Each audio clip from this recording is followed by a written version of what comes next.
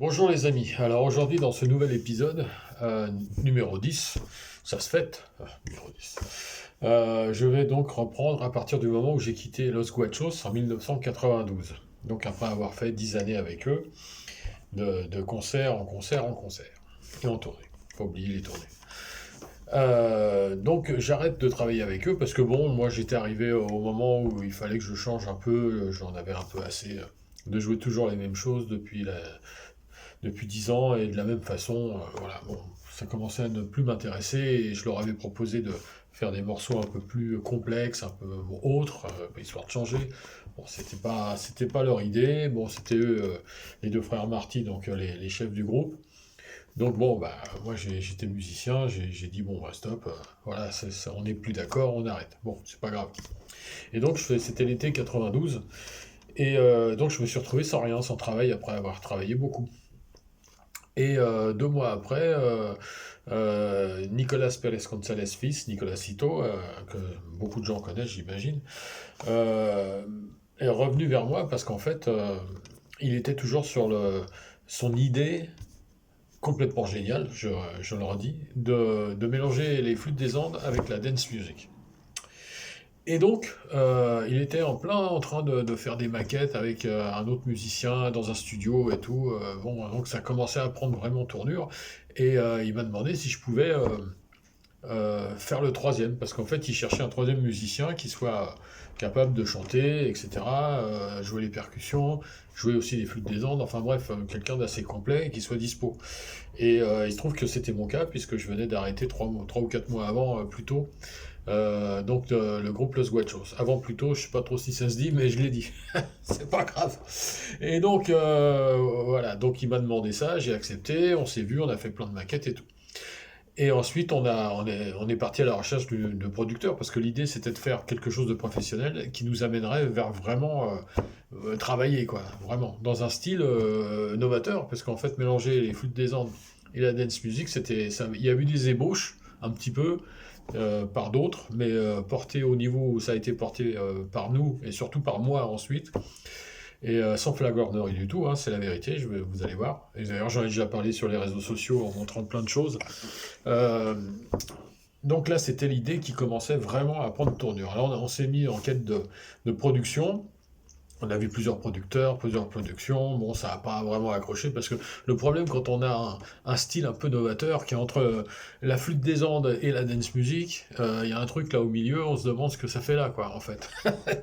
Et d'ailleurs, c'est vrai que à l'époque, bon, j'y croyais moyen, hein, je vais vous dire franchement. Maintenant, avec toutes les années passées à faire ça, j'y crois totalement. En tout cas, à l'époque, ça a eu marché, comme on dit, ça a marché. Mais vraiment bien marché, oui. Je vous dirai pourquoi après, même si je l'ai déjà expliqué par écrit et par des photos, etc., même des vidéos sur Facebook, Instagram depuis longtemps. Euh, mais il faut revenir vraiment en arrière sur mon Facebook pour voir ça. Donc je vais vous expliquer tout ça au fur et à mesure des épisodes, ne vous inquiétez pas. Donc j'en reviens au show business. Et donc on commence à chercher des productions. On trouve pas. Bon, c'est compliqué, hein, c'est très compliqué déjà en général, mais en plus avec un truc qui n'existe pas, c'est encore pire. Et donc on fait écouter, on a des rendez-vous, et voici, et machin, et puis finalement rien. Et puis un jour, par un ami de Nicolas Cito, euh, on rencontre une danseuse, qui était en fait danseuse avec Herbert Léonard sur scène. Donc le chanteur de variété très connu en France et pas que, Herbert Léonard, le crooner français par excellence. Et donc cette fille, elle nous indique une production. Donc une production qui est celle d'Herbert Léonard aussi. Et d'autres. Parce qu'en fait c'est un producteur de disques, mais également producteur de spectacles. Donc avec une écurie d'artistes dont la vedette principale était Herbert Léonard. Il y en avait d'autres, mais il y avait lui en particulier. Vraiment, c'est la locomotive, on va dire. C'est lui qui générait le plus de travail pour la production. Donc, on a un rendez-vous à Saint-Cloud, dans les Hauts-de-Seine, là où habitait le producteur, donc Franck Alcaraz Media, donc Franck Alcaraz, et la production, donc Franck Alcaraz Media, et qui avait également chez lui un studio d'enregistrement professionnel. Donc, on y va. Et on fait une séance d'écoute, en fait, il écoute les morceaux et tout, puis à la fin il nous dit ok, ça m'intéresse, Je crois que, si je me souviens bien, il faudra que je vérifie avec lui, mais qu'il a dit qu'il cherchait en fait à produire des choses un peu nouvelles. Et donc bon, c'était bien, on s'est bien entendu sur ce coup-là. Donc il nous a proposé de refaire nos maquettes, mais vraiment de façon professionnelle, dans son studio personnel. Donc avec son fils qui est ingénieur du son, Jeff Alcaraz, avec qui j'ai fait énormément de choses par la suite, mais ça évidemment je ne le savais pas à ce moment précis.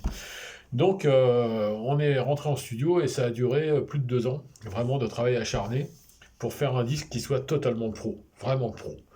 Arrivé au bout de 2 ans, on a commencé à essayer de trouver des maisons de disques. Alors rendez-vous avec Sony, rendez-vous avec Universal, je crois qu'il y en avait un autre encore, je sais plus, Polydor peut-être. Bon, tout ça, échec total.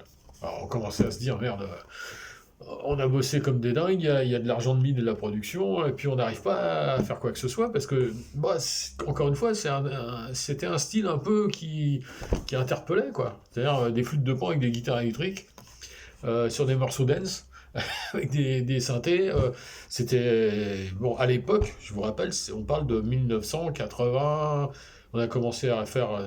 oui, ça devait être vers 95. Parce qu'on avait fait en amont les maquettes, le travail perso, pas perso, pro. Et donc là, on arrivait au bout du truc en 95, en gros. Donc à l'époque, c'était totalement novateur, personne ne connaissait ce truc-là, en tout cas en France. Bon, ça passait pas au niveau des maisons de disques. Alors j'ai réfléchi, puis je me suis rappelé que mes amis des Chacos, Los Chacos, et donc mon ami, grand ami, mon frère, que dis-je, mon frère, de cœur en tout cas, Jean-Michel Kerr, ils avaient sorti un disque chez Pierre Vérani. Et Pierre Vérani, c'est une toute petite maison de disques à Paris à l'époque.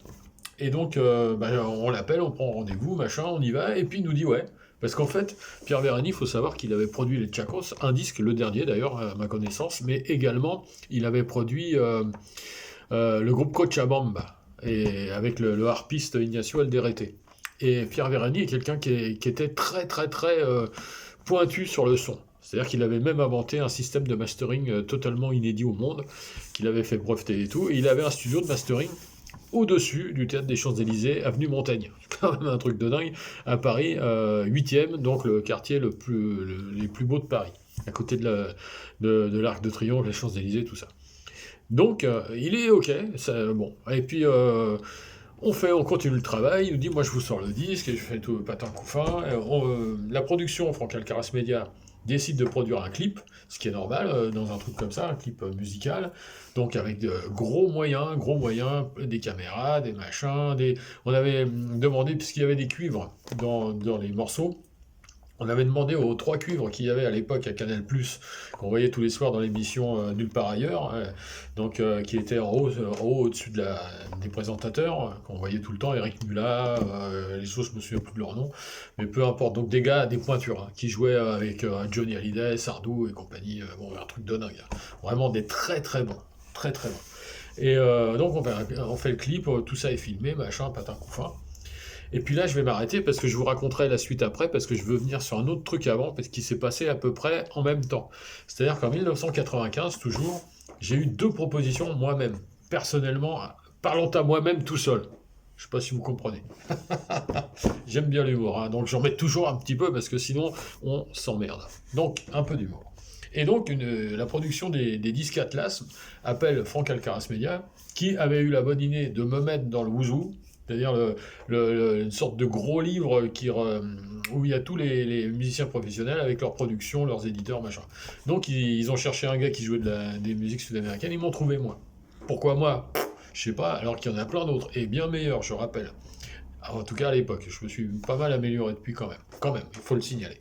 Donc le gars dit à mon producteur, voilà, on est en train de refaire des chansons en français, mais qui ont consonance latino, comme Guantanamera, L'Épervier, je sais plus les titres, enfin bon, Alouette, enfin tous ces machins-là qui n'ont rien à voir avec Alouette ni L'Épervier, qui sont El Gavilan et La Peregrinación.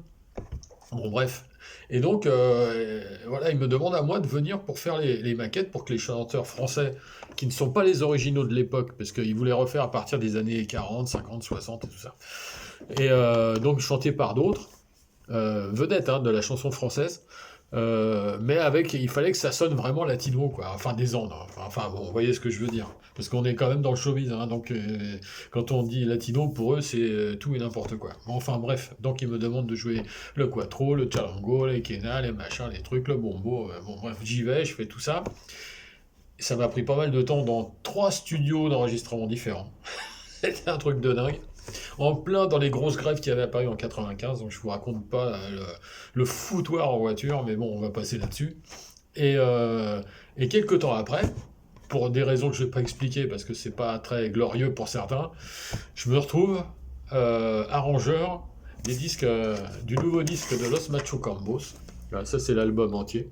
Voilà, l'album entier. Et ça c'est un single qui était sorti. Il y en avait plusieurs singles de Los Machucambos qui s'appelle donc Muy Sentimental. Et Muy Sentimental, c'est la chanson d'Alain Souchon, Full Sentimental. Et c'est moi qui ai fait tous les arrangements de l'album entier. Il y a quoi? Combien il y a de titres là? Il y en a 11 titres. Il y a un clip aussi qui est sur le disque d'ailleurs. C'est la première fois au monde qu'on mettait un clip sur un disque. Tout ça est expliqué à l'intérieur. C'est un truc vachement bien, superbe. Et ça, c'est un des singles, donc là où il y a juste 3 chansons. Voilà. Et donc je me suis retrouvé à faire ces 2 travaux en même temps. Donc c'est énorme. Faut pas regarder là, faut regarder là. J'adore rigoler. La rigolade, surtout avec Los Machucambos, parce que Los Machucambos, c'était festif. Voilà. Donc avec, ici, Rafael Gayoso. Attends, je vois pas bien la pochette. Ah non, en bas, c'est Maria Licata, Mariana Venegas Montalvo et Romano Sanotti. Donc les 4 malheureusement sont décédés maintenant. En tout cas, j'ai fait ça. Et je vous raconterai la suite plus tard, parce que là, on est déjà à presque 12 minutes. Et pour charger, hein, avec la 4G, eh ben, c'est du boulot. Parce que ça se fait pas tout seul. Voilà, donc un magnifique disque. Voilà. Très très beau. Los Machucambos. Et l'arrangeur de ça, c'est Fred Del Sol. Eh ouais, eh ouais. Eh ouais, faut le dire. Allez, je vous souhaite une bonne journée de... C'est férié aujourd'hui, je crois. De toute façon, pour moi, artiste, férié ou pas. Allez, bonne journée, merci de votre écoute. Et commentez, n'hésitez pas à commenter, il y a très peu de commentaires. Enfin, c'est quoi, vous dormez ou quoi? Enfin, alors, bon...